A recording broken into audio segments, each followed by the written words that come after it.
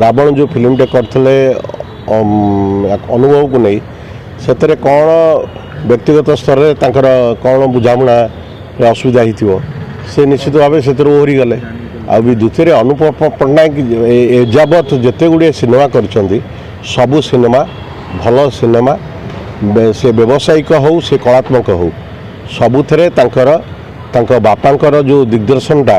से सबुबले सबु सिनेमार अनुभूत हो अनुपम पट्टनायक ओडिशार कम बयसर जड़े भल निर्देशक आर ये मंतव्य रु बुझा पड़ुछि से बोधे हुए तो निजस्व आहरी प्रोडक्शन हाउस अन्य किसी सिनेमा करेंगे जोटा कि तिक्तता हुए तो अनुभव सहित जहाँ भी हो से तिक्तता को आ विशेष किसी होहाला नक निज निज भितर रखी नुआ सिनेमा बोधे घोषणा करें अभी द्वितीय अनुपम पट्टनायक जड़े कम बयसर हेले जड़े परिपक्व निर्देशक प्रति सिनेमार गोटे मेसेज अच्छी प्रति सिनेमार बापा भली से बहुत परिपक्व से हिसाब से मुझे भावुची से हुए तो ये सिनेमारू निजक दूरे रख शुणु जी प्रोड्यूसर ये जो बर्तमान जमी हूँ यात्रा एत तो लक्ष टका नौ से कथार हो कि कार्य हो किए केते टका नौ सेटा तो साधारण लोक को अवगत आम जो कहूचे बहुत बड़ आकार में कहूचे तार संख्या जे केते से हिसाब आमर किसी कहीं क्या पाखे ना तेणुक अनुपम पट्टनायक जेहेतु जड़े फिल्म बैकग्राउंड लोक बापा जड़े माने अमेय पट्टनायक जड़े भल प्रोड्यूसर थिले बड़ापा निरंजन पट्टनायक से प्रोड्यूसर थिले सौम्य पट्टनायक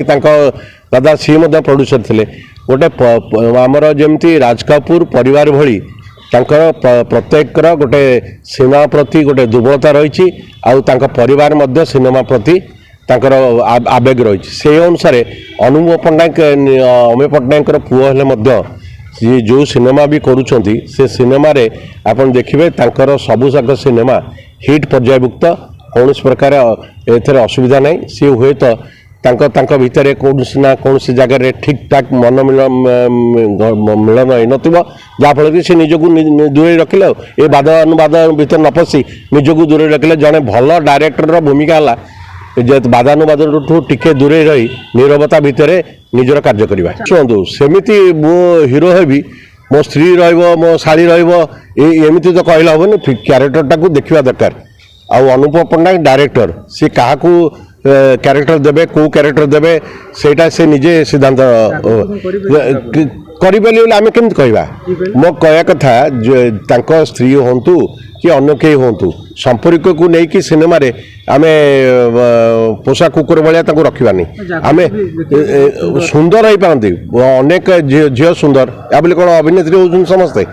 अभिनेता अभिनेत्री जो मैंने होती गोटे ईश्वर दत्त कला से जहाँ पाखे रही से ही होती ना हबार किसी असुविधा नहीं माने किंतु से भाया आम तो पूर्वर कौन दृश्य मान देखी नहीं तेणुक से रिल्स हो कि जहाँ भी हो से किंतु गोटे गोटे भल प्रोडक्शन हाउस रे अनुपम पट्टनायक जेहेतु कार्य कर सिद्धांत नवा पूर्वर 25 थर निजक चिंता करेंगे बापा जमती जड़े गोटे भल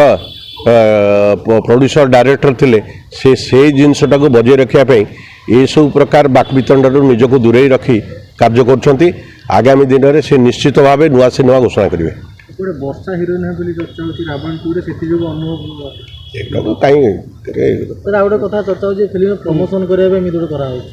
शुद्ध प्रमोशन करते ना सी कैन ट्वीट करता जदि प्रमोशन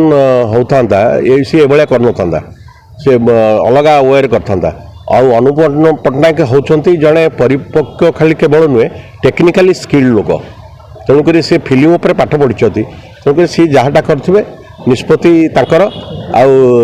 किए किए न रहीटा भी निष्पत्ति गोटे डायरेक्टर भूमिका गोटे सिनेमा बहुत गुरुत्वपूर्ण। अच्छा सर आप जड़े दक्ष सिनेमा माने समीक्षक आगे जो दुईटा फिल्म आसूची बाबूशान कबीर शेट्टी आपको मत कि बाजीमात करेंगे मु भावुची बाबूशान ओडिया सिनेमा इंडस्ट्री रे एबे भी नंबर 1 ही गच्छंती तांकर सिनेमा मध्य गोटे भल सफल सिनेमा हम रजबजार रे कारण बाबूशान फैन फॉलोअर सबुठु अधिका ତେଣୁକରି ନିଶ୍ଚିତ ଅନୁଭବ କ'ଣ ମାନେ ସେ ଯାହା ବି ହୁଅନ୍ତୁ ଅନୁଭବ ମୁଁ କହିଲି ବା ଓଡ଼ିଆ ସିନେମା ଅନୁଭବ ଆଉ ବାବୁସାନ ପିଛାରେ ଲାଗିଲେ ସେ ଯାହା ବି କିଛି ପଇସା ହେବ ଆଉ ଅନ୍ୟ କେଉଁଥିରେ କାହା ସହିତ କେହି କଳାକାର ଥିଲେ ସେତିକି ପଇସା ହେବନି ଆମେ ଦେଖୁଛେ ଦେଖନ୍ତୁ ଏବେ ଗୋଟେ ହେଇଛି ଫାଷ୍ଟ ଲଭ୍ ଶୈଳେନ୍ଦ୍ର ଦିବ୍ୟା ଭଲ ସିନେମା ହେଇଛି ଗୋଟେ ଭଲ ୟଙ୍ଗଷ୍ଟାର୍ସ ମାନଙ୍କ ଭିତରେ ଭଲ ସିନେମା ହେଇଛି ସେଥିରେ ଯେଉଁ କଳାକାରମାନେ ବି ଅଛନ୍ତି ଟିଲୁ କୁହନ୍ତୁ ଆମର ମ୍ୟୁଜିକ୍ ଡାଇରେକ୍ଟର ଯେ ମ୍ୟୁଜିକ୍ ଦେଇଛନ୍ତି ସିଏ ମଧ୍ୟ ଭଲ ମ୍ୟୁଜିକ୍ ଦେଇଛନ୍ତି ଟୋଟାଲି ମୂଳରୁ ଶେଷ ପର୍ଯ୍ୟନ୍ତ ବସିଲା ଭଳି ଚଳଚ୍ଚିତ୍ରଟି ହେଇଛି କିନ୍ତୁ ୟା ବୋଲି ଯେ ଲୋକ ଦେଖିବା ନ ଦେଖିବା ଲୋକଙ୍କ ଉପରେ ନିର୍ଭର କରୁଛି ଆଉ ବାବୁସାନଙ୍କର ଫ୍ୟାନ୍ ଫଲୋଅର ସବୁଠୁ ଅଧିକା ଏକଥାକୁ ଅସ୍ୱୀକାର କରିହେବ ଅର୍ଚ୍ଚିତଙ୍କ ଆଗରେ ଫିକା ପଡ଼ିଯିବ ସବ୍ୟସାଚୀଙ୍କ ଫିଲ୍ମ ଶୁଣନ୍ତୁ କାହା ଆଗରେ ଫିକା ପଡ଼ିବ ନ ପଡ଼ିବ ଅଲଗା କଥା କିନ୍ତୁ ବାବୁସାନର ଯେଉଁ ଫେମ୍ ନେମ୍ ଅଛି ସେଇ ତୁଳନାରେ ଅନ୍ୟ କୌଣସି କଳାକାରମାନେ ମୁଁ ଅତ୍ୟନ୍ତ ଦେଖିବାରେ ଅନୁଭବ ସମାହ କିଛି ତାଙ୍କର ଫ୍ୟାନ୍ ଫଲୋଅର୍ସ ଅଛନ୍ତି ଆଉ ବାବୁସାନ ଗୋଟେ ତ ଆମର ବାବୁସାନଙ୍କର ଯେଉଁ ଫ୍ୟାନ୍ ଫଲୋଇଂ ଅଛନ୍ତି ଏବେ ମଝିରେ କିଛି ଦିନ ତଳେ ବହୁତ ଟ୍ରୋଲ୍ ତାଙ୍କୁ କରାଗଲା ବହୁତ ଫ୍ୟାନ୍ ତାଙ୍କୁ ଅନଫଲୋ କରିଦେଲେ କାରଣ ସେ ତାଙ୍କ ବାପାଙ୍କ ଏକାଦଶୀକୁ ନଣ୍ଡା ହେଇନଥିଲେ ବୋଲି ତ କୋଉଠି ନା କୋଉଠି ପ୍ରଭାବ ପଡ଼ିବ କିଛି ପଡ଼ିବନି କାରଣ ସିଏ ତାଙ୍କର ଫିଲ୍ମଟା ଯେହେତୁ ଆଉ ଅଧା ବାକି ଥିଲା ବାପାଙ୍କ ଦେହାନ୍ତ ହେଇଯାଇଥିଲା ସେଥିପାଇଁ ସିଏ ହୁଏତ ନଣ୍ଡା ହେଇନଥିଲେ ତାପରେ ତ ତାଙ୍କର ସୁଟିଂ ସରିଲା ପରେ ସିଏ ଆମର ରିଚୁଆଲ୍ସ ଅନୁସାରେ ସିଏ ତାଙ୍କର ଲଣ୍ଡା ହେଇକି ତାଙ୍କର କାର୍ଯ୍ୟକ୍ରମକୁ ବାହାରିଗଲେ ସେଥିରେ କିଛି ଏଇଟା ଗୋଟେ ଛୋଟ କଥା ଗୋଟେ କଳାକାର ପାଇଁ ଏଇଟା କିଛି ବଡ଼ କଥା ନୁହେଁ ଆଉ ବାବୁସାନ ସିଏ ମଧ୍ୟ ତାଙ୍କ ପରିବାର ତାଙ୍କର ମାଉସୀ ତାଙ୍କର ବୋଉ ତାଙ୍କର ବାପା ସମସ୍ତେ ଜଣେ ଓଡ଼ିଆ ସିନେମାର ଆଗ ଧାଡ଼ିର କଳାକାର ତାଙ୍କୁ ଆଉ ବାବୁସାନ ସେ ନିଶ୍ଚିତ ଭାବେ